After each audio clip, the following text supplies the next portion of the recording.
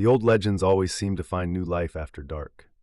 In Black Hollow, Illinois, where cornfields whisper secrets to the moon and swamp fog creeps like ghostly fingers across empty streets, a story is awakening from its 50-year slumber. Eli Mercer's rental car crawls down Main Street, its headlights cutting through an unseasonable October mist. The clock on his dashboard reads 11:47 p.m., and the storefronts that were once as familiar as his own reflection now feel like strangers wearing familiar masks. He hasn't been home since that bitter morning in 1973 when he chose his career over his family, leaving behind a pregnant wife and a promise he couldn't keep. His daughter, Ava, is sheriff now. The thought makes him smile despite the knot in his stomach. She grew up without him, built a life without him, and now runs the very town he abandoned. Their phone conversation last week was brief, clinical.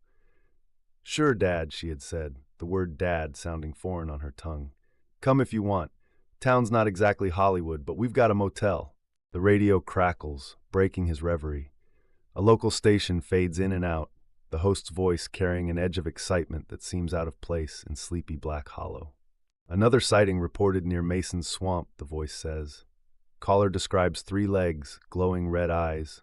Eli's hands tighten on the steering wheel. The 3-legged stranger.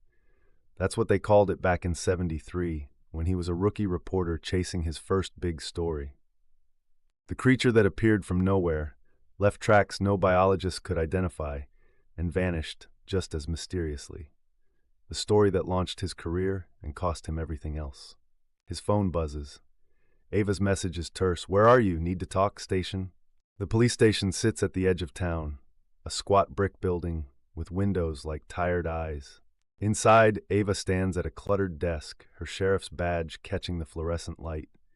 She looks so much like her mother that Eli's chest aches. "It's starting again," she says without preamble. The sightings, the panic, and now Tommy Chen's missing. 14. Was camping with friends near Mason's Swamp, they say. She hesitates, professional skepticism warring with something else in her eyes. They say they saw it. 3 legs, red eyes, just like the old stories, just like what you wrote about.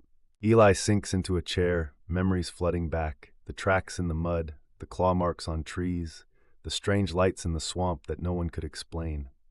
"Those stories ruined lives," he says quietly. "People moved away, businesses closed, your mother—" "Don't," Ava's voice could freeze flame. "You don't get to talk about her." But before either can say more, a deputy bursts in, face pale. "Sheriff, you need to see this at the swamp." They drive in tense silence, Eli in the passenger seat of Ava's cruiser.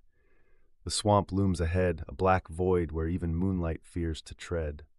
As they step out, their flashlight beams catch something that makes both stop cold. 3 distinct tracks in the mud, each wider than a dinner plate, and between them, drag marks leading into the darkness, as if something heavy was pulled away. The tracks are fresh. A low moan echoes across the water, neither human nor animal.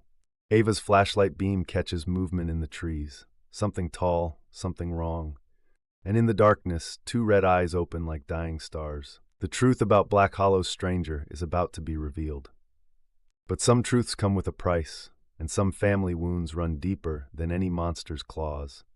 As father and daughter stand at the edge of darkness, they realize they're about to face both their past and something that defies explanation.